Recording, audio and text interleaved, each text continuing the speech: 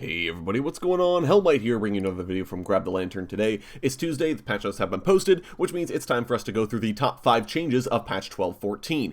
If you're new to this series, I go through the biggest, most impactful changes that you guys are likely to see in your games and let you know how it is going to shake down in the coming weeks. Now, this patch has a bunch of really small-ish changes, which kind of makes it a little difficult to delve in, but I think there are a lot of really important things to sort of game systems that I want to talk about, so that's what the focus is going to be. But we're going to start here at the number 5 change with the Zeri nerfs. Now, Zeri has been too strong for a little while now, this time thanks to her wave clear and dueling potential with the amount of damage that her right-click can do. Now, Riot right-click has been changed to now merely execute enemies under a certain flat health threshold, which makes it less good overall for duels or wave clearing. Essentially, the execute's never going to come up because it's something like in the hundreds at level 18. It does scale very poorly with AP, but generally, if you're not building high amounts of AP on Zeri, it's not going to be very strong at the actual execute anymore, which should do a lot to really reduce her ability to wave clear. There's also a random R nerf on the damage here as well, just kind of tacked on, so Zeri is going to be weaker. She's still seeing pro play, so it's hard to say this nerf is unwarranted. I'm unsure if this is going to be enough, but it's something at least, so I can't complain too much.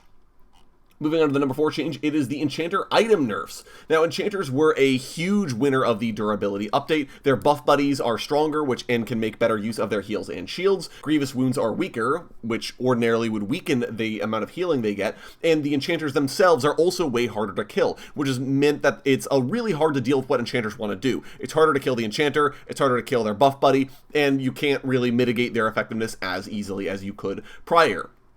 Now, Riot like the more durable enchanters, but they want to rein in their ability to make an ally unkillable, so as a result, all main enchanter items, that is to say, things that build out of Forbidden Idol, have reduced heal and shield power. Additionally, Moonstone Renewer took a very small nerf here. It is going to give out less healing overall at maximum stacks. This should make enchanter contributions weaker, but they'll still have the health to make them more able to stick in a fight or use their offensive tools instead, which is quite nice. Moving on up to the number 3 changes here are the Gangplank nerfs, and these are huge! I cannot believe how massive Riot have hit this champion. He has been way too strong on top of having a good laning phase thanks to his Q harass. He has an extremely strong late game due to the ability to land basically one barrel chain, and that's his entire contribution on top of his global ultimate. There are a lot of strengths that Gangplank has that has made him as a top tier pick, especially in professional play. Riot have, I don't want to say gutted, but they have severely nerfed down Gangplank, on top of reducing his baseline durability with his health and health regen, which means he'll be significantly squishier and easier to fight or trade with in lane. His Q means that his poke is significantly weaker, so he's less able to bully you in lane, and his E also lost a ton of power. The slow scales with crit and has gotten baseline weaker, which means that it's going to be a lot harder for Gangplank to get the value that he's used to. Now, Riot did give him a very small buff here with his passive, where it now has a 200% critical strike chance scaling, which means that if you're building crit on Gangplank, you're going to do a ton of damage, and there are crit scalings now on Powder Keg as well, so you get a little bit more value than you used to out of itemizing critical strike on Gangplank. But make no mistake, he is significantly weaker if he's going to be building critical strike as his main stat. That's pushing his power curve back even further and making him less able to abuse current fighter itemization to make himself very tanky and more able to hang on the front lines of fights. He is, I don't want to say gutted, again, and I don't want to call this a silver bullet for fixing Gangplank's problems for pro play, but certainly these are a bevy of nerfs that will make him significantly weaker, and I really do think the character is going to be dead as far as pro play or high level play is concerned. Moving on down to some changes to items and runes, actually, as well, in terms of durability. Now, Riot are not very happy with how low impact the current laning phase is, especially in pro play. This patch is pretty pro play focused, which is why we're focusing on these changes. And so because of that, it's really easy for teams to just opt into playing scaling compositions, right? Why would I bother playing a lane bully where I have to actually execute when I could just play a scaling pick and say I have plenty of sustain or damage mitigation to survive the laning phase, and then after I get out of lane, well, I'm already off to the races as far as scaling is concerned. As a result, Riot are nerfing a lot of the generically powerful tools that allow champions to just survive the laning phase no matter what happens. As a result, potions and biscuits have gotten nerfed, as well as a slew of defensive runes, bone plating, conditioning, guardian, second wind, and time warp tonic, as well as unflinching here. They've all taken nerfs in some way, shape, or form. I'm not going to go through the individual changes, but suffice to say they are all weaker. Conversely, Scorch and Sudden Impact, two offensive rune choices, have been buffed up to sort of compensate. This isn't going to be a huge deal. If you're taking these runes, they are still worth taking, but it does mean that they're going to be less able to bail you out of a bad situation, and that the laning phase is going to be a lot rougher for the champions who are coming to depend on these items in particular. Finally, there is a major change here to neutral objectives that I want to talk through a little bit before we get to the actual changes.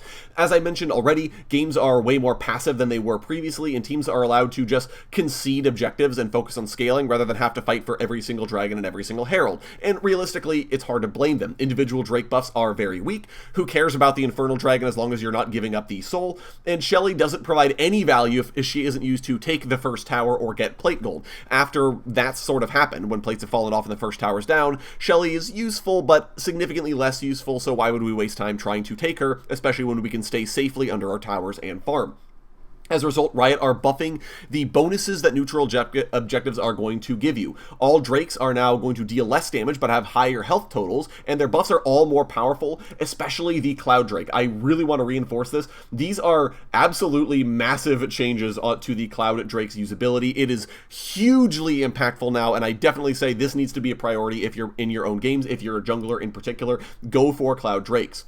Additionally, Herald will now grant local gold to the team that kills it, which is very nice, and the second Rift Herald that your team summons has 75% more health, making it a little bit harder for teams to stop her charge before she's actually able to get it off. This means that Drakes are significantly more valuable for their buffs than there were previously as well, and Herald in general is going to be way more worth taking, even the second Herald, and I would say especially the second Herald, because of how much more durable it's going to be. The higher health in the dragons means it'll take longer to kill them, which also means that your team can collapse more quickly to contest them, but generally speaking, you're going to want to be doing this because of how much stronger these dragons are, and this means that now giving up lane power for better scaling has a cost. An early game focused team is way more likely to use the strength of these early Drakes or Heralds to run up the score and make comebacks that much harder, so it's something that you have to worry about in your own games. That's going to be it for me, guys. Those are the top 5 changes of patch 12.14. You guys let me know what you think of these changes down in the comment section below, or what you think the top 5 changes should have been. Let me know all of that in the comments. If you enjoyed the video today, go ahead and leave it a like, and if you really enjoyed the video, consider subscribing. I upload a video every Monday, Friday, and on patch days like today as well. Once again, thank you guys so very much for watching. I do appreciate it, and I'll talk to you all later.